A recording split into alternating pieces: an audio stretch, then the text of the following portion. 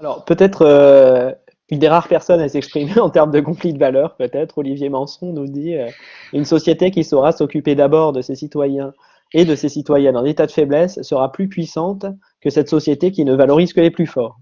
La société sexiste élève les hommes puissants au sommet. Celle de demain fera des gens en grande dépendance ses héros. C'est mon souhait le plus grand. Notre société doit faire l'éloge de la faiblesse et non se gorger de préceptes comme plus haut, plus loin, plus fort. Il y a peut-être effectivement cette autre dimension. Je vais poser aussi la question de Dominique Terrasson. Alors là, ça peut s'adresser éventuellement à nos trois intervenants. Une autre différence majeure porte sur le statut respectif du secteur sanitaire et du domicile, ainsi que du médico-social. Donc il y a une différence entre sanitaire d'un côté et domicile et médico-social de l'autre. Le sanitaire s'adresse à tout public pour des traitements ponctuels de courte durée, y compris pour le suivi des pathologies chroniques et évolutives, quand le domicile et le médico-social et notamment des lieux de vie, ne concernent principalement que des personnes en situation de vulnérabilité ou de fragilité. J'en profite, je ne serai pas longue. Moi, je n'ai pas les compétences théoriques, peut-être, si ça. Mais le savoir expérientiel me ferait dire que c'est tout à fait juste et qu'aujourd'hui, c'est même très inquiétant à observer parce que des personnes pourtant on a diagnostiquées comme avec des maladies invalidantes et chroniques ne sont plus suivies par exemple des hôpitaux HAD, l'hôpital à domicile, parce que c'est une situation qui va durer. Et donc, on transmet ces besoins à des personnes qui, elles, n'ont pas les compétences. En tout cas, pas les compétences théoriques.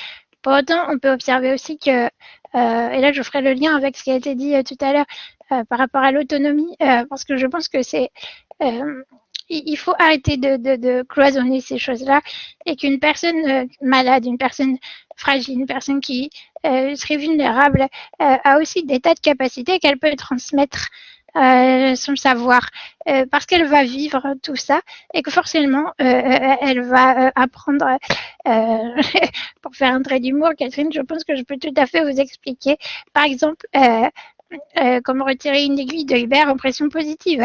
Là, ce que je viens de dire ne pas à la personne. Vous voyez, j'ai adopté votre langage et pour autant, je crois pas que je le ferai plus mal. Mais les choses sont organisées et c'est certainement nécessaire, bien sûr. Euh, tout le monde a. Enfin, bien sûr qu'il y a des gestes qu'il faut apprendre de façon très rigoureuse et que je ne peux pas me prétendre infirmière ou médecin, bien sûr que non.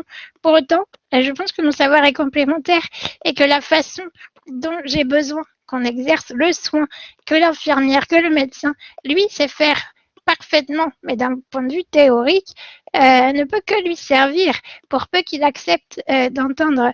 Mais voilà, on est sorti. En tout cas, on ne fonctionne pas comme ça aujourd'hui. Et je pense que c'est aussi pour ça qu'on se retrouve à domicile avec des personnes qui vivent tout, tout le long de leur vie en étant finalement maltraitées, en étant fragiles, en étant peut-être dans des situations de précarité. Je pourrais faire la liste. Mais voilà, et je pense que le dénominateur commun à tout ça, c'est aussi la formation des personnes elles-mêmes et l'autonomie qu'on ne pense pas assez et qui, en tout cas pour moi, est à interroger. Voilà, la définition qu'on en a aujourd'hui me questionne. Moi, juste pour rebondir aussi, je voudrais dire qu'effectivement, la différence entre le sanitaire et le médico-social, en tout cas pour les professionnels qui accompagnent, c'est des savoir-être et des savoir-faire très différents. C'est-à-dire que je voyais là, à l'instant sur le chat une question sur les médecins généralistes.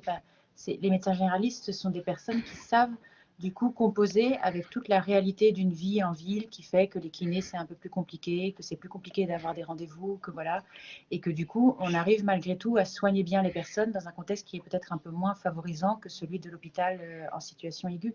Les infirmières et les aides-soignants à domicile, ce sont peut-être des gens qui manipulent moins souvent des dispositifs, par exemple centraux, qu'à l'hôpital, et qui pour autant savent essayer de faire en sorte que la personne qui a un rendez-vous dans 3 mois, elle ait bien son bon de transport, son ordonnance, qu'elle ait bien fait le régime qu'il fait avant qu'elle aura son rendez-vous. Ce sont des compétences qui sont différentes. Et effectivement, je pense que pour le sanitaire et le médico-social, mais comme d'une manière générale, on aurait une tendance rapide à plus valoriser quelque chose qui est très technique et très pointu que quelque chose qui relève d'un savoir-faire plus général, quoi. Voilà. Sébastien, pardon, j'insiste juste, mais en fait, même là, quand on s'écoute, on vit dans le monde sanitaire ou alors on vit dans le monde médico-social. Ok, comment on crée les passerelles? Alors, peut-être que les passerelles sont dans la question qui est la dernière question en date, je dirais, sur les médecins généralistes. La réponse à la question de Dominique, ça serait peut-être de redonner aux médecins généralistes sa place comme un lien entre la vie au domicile et le recours à une filière médicale. Il faut valoriser le rôle de médecin, lui accorder le temps et les moyens pour être auprès de sa patientèle, même quand elle n'est pas malade. Alors, qu'en pensez-vous, Noémie et Catherine? Et peut-être Paul Loup aussi, parce qu'il y a cette dimension de la santé sociale, de la santé communautaire que tu travailles avec Alexia Jolivet. Oui. Oui, alors, si je peux répondre en premier, moi je pense que c'est... ouais, d'accord. Non, vas-y, si tu veux, Paul. Non, mais non, je voulais juste réagir sur cette proposition de considérer l'isolement comme un problème de santé publique. Je reviens un peu en arrière, mais en même temps, je trouve que en parlant de la frontière entre le médical et le médico-social, on y revient finalement. Et je suis assez opposé à cette idée parce que, comme d'autres l'ont dit, je pense que ça reviendrait à faire ce que Didier Fassin a appelé la sanitarisation du social, hein, qui de toute façon accourt beaucoup. Beaucoup de problèmes sociaux sont sanitarisés, euh, compris comme des problèmes de santé publique et traités comme tels. Alors que bien sûr, l'isolement a des causes profondes, et notamment euh, l'isolement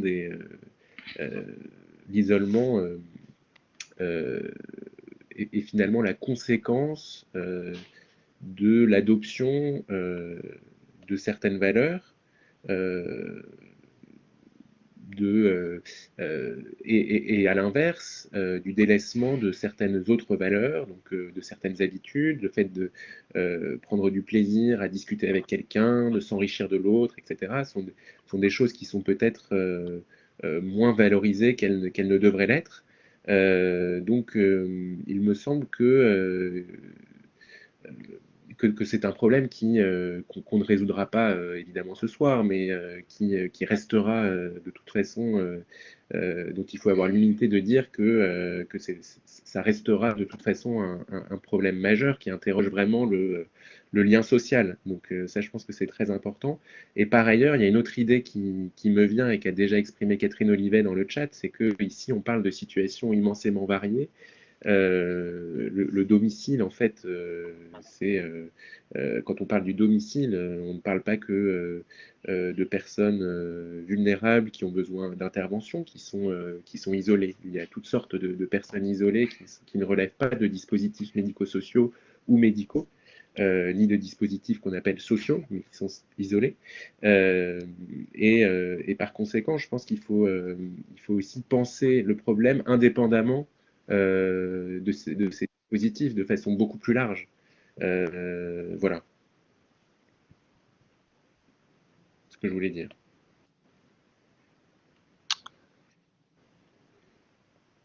Catherine, Noémie. Non, juste moi, je voulais juste redire à quel point les médecins généralistes, effectivement, étaient à quel point ils étaient précieux et les pivots dans le fait que les personnes à domicile puissent être bien accompagnées. Et que la grande difficulté, c'est qu'aujourd'hui, il en manque beaucoup, comme d'autres professions, mais que de fait, c'est très compliqué de trouver pour des patients enfin, c'est très compliqué de trouver des médecins généralistes qui puissent prendre des patients à domicile dans leurs nouveaux patients. Mais que de fait, c'est tellement... Enfin, voilà, juste saluer les médecins généralistes qui font vraiment sont extrêmement précieux pour permettre à des personnes de rester chez elles dans de bonnes conditions. Voilà. Oui. Moi, je réfléchis avec vous, hein, pardon, je suis censée intervenir, mais en fait, je pense que personne ne sait vraiment. Alors, voilà, je vais partager simplement. Parce que ce qui a été dit juste avant, c'est toujours une grosse question pour moi de cette place qu'on fait au sanitaire et en même temps, comme je l'ai dit tout à l'heure, à quel moment on pense que la santé, c'est ça aussi. Alors peut-être que du coup, voilà, dans ma vie, c'est trop simpliste pour moi. Enfin, disons que ma façon de penser est peut-être trop simple, mais euh, euh, j'ai peur personnellement et des retours que je peux avoir de personnes qui vivent, alors pour le coup avec handicap, hein, pardon, mais cette place que prend le sanitaire parfois, euh, à domicile même. Et je pense qu'avec la Covid, on a vu à quel point ça pouvait glisser rapidement, ne serait-ce que si je le pose de façon, enfin par l'image, vous êtes à domicile, vous entrez, des tas de professionnels entrent en étant soit équipés d'un simple masque, quand d'autres peuvent être équipés de tout un attirail, de la blouse, en passant par la visière, au masque, aux gants. Voilà, et pourtant vous êtes à domicile et est-ce que vous avez prévenu les personnes? Est-ce qu'on les a informées? Est-ce qu'on leur a parlé? Ah oui, on pense qu'elles ont vu les informations, donc elles savent. Ouais, ça, moi, j'ai pas de réponse à ça. Juste, ça me pose énormément de questions parce que qu'est-ce que habiter? Voilà, c'est un peu le point de vue peut-être que j'aimerais prendre et qui ferait peut-être que on accorderait une place au sanitaire, mais de même qu'on accorderait une place à la vie sociale et à tout un tas d'autres compétences dont on a besoin pour trouver cet équilibre dans la vie. Et peut-être que je reviendrai à cette autonomie parce que je pense sincèrement que c'est quelque chose qui se travaille et que aujourd'hui, vivre avec des services de soins, d'accompagnement, peu importe, c'est quand même à un moment donné coordonner pas mal d'acteurs différents. Et si dans un monde idéal, on peut se dire qu'entre eux, ils se parlent et qu'il y a des classeurs et des transmissions, etc., en vérité, c'est pas tout à fait le cas. Et les médecins généralistes, même si je suis tout à fait d'accord pour dire qu'il faudrait qu'ils prennent cette place-là, la vérité, c'est qu'ils en sont très éloignés. Ils ne connaissent pas les intervenants à domicile, sauf si eux-mêmes se déplacent. Mais en fait, la vérité, c'est qu'il y a de moins en moins de médecins généralistes qui se déplacent. Donc, euh, euh, c'est compliqué, quoi. Il ne connaît pas les spécificités de chacun. Et puis, comme tout est comment dire, segmenté, chacun gère sa partie. Et comment il fait pour rassembler un peu tout ça? Oui, ok, mais dans ce cas, il faut qu'il ait 1 heure avec son patient pour reprendre l'histoire des 6 derniers mois. Et donc ça serait 1 heure, bien sûr, si on veut que ça fonctionne, quoi. Donc, mais les personnes, si on les pousse à être plus autonomes, je pense qu'elles, par contre, ont parfois des ressources, pas pour faire, mais pour savoir qu'elles savent pas faire et pour aller chercher. Et peut-être qu'elles peuvent aussi retransmettre des données. Donc voilà, je reviens à cette idée de la complémentarité parce que tout le monde a quelque chose à jouer dans cette histoire-là et que je pense qu'il ne s'agit pas juste d'un besoin, mais de répondre à une vie entière et donc ensemble, avec une équipe autour, et peut-être quelqu'un au milieu pour coordonner. Je ne sais pas si c'est le médecin traitant ou la personne elle-même, mais en tout cas, il y a des montées en compétences à faire, c'est sûr. Alors, peut-être pour une des dernières questions, puisque nous finissons à 19h30, des compliments et une question. Votre double regard, Noémie, est tout à fait pertinent et précieux dans la complémentarité, regard de la personne accompagnée et professionnelle.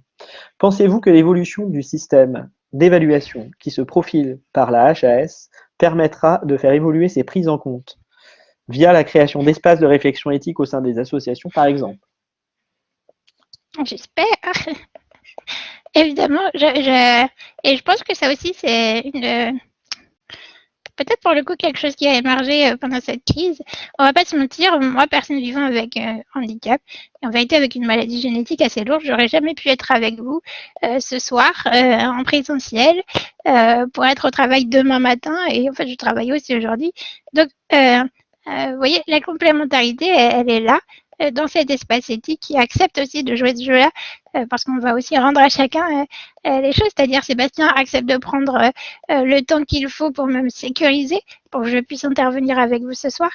Catherine est extrêmement bienveillante et elle accepte en fait l'ajout que je peux amener sans jamais se sentir attaquée en tant que professionnelle. Et ça, il faut le souligner parce que C'est ça la complémentarité des savoirs. Et peut-être que ça peut paraître simple là, mais beaucoup de professionnels se sont en fait remis en question et c'est certainement ce nœud, et je crois que la HAS participe à dénouer tout ça, mais c'est certainement ce nœud qui cristallise aujourd'hui la situation, c'est que lorsque j'apporte tout ça, les professionnels peuvent vite se sentir remis en question dans leurs propres aptitudes et capacités, ce qui en fait n'est pas le cas. Moi, j'apporte juste un regard différent qui est tout à fait complémentaire de tous ces savoirs dont on a tellement besoin. Et je pense qu'on a une richesse en France, il ne faut pas se mentir. Donc, on a vraiment des bons professionnels, des formations de qualité. Ok, on a dit des choses qui étaient difficiles. La vérité, c'est que ça ne fait qu'évoluer. Maintenant, il faut que ça continue. Et j'ai bon espoir qu'un jour, on travaille tous ensemble.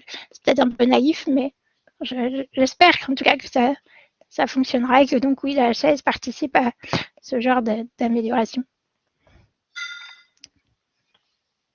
Merci Noémie. Peut-être une remarque de Catherine pour conclure et peut-être de Paul Loup.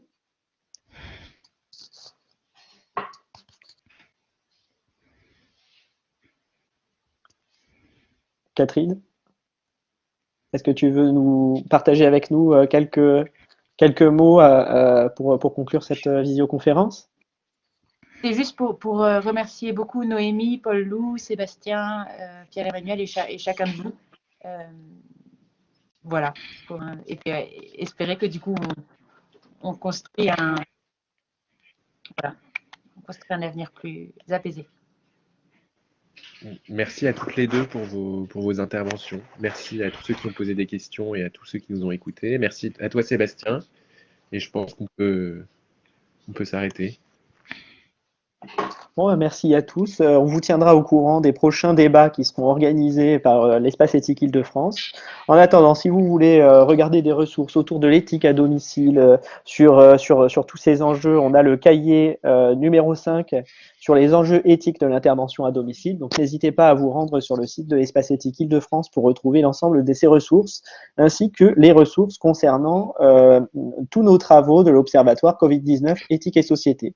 Merci beaucoup à vous, merci aux intervenants et merci à toutes les personnes qui ont partagé leurs questions et qui ont réfléchi avec nous ce soir. À très bientôt.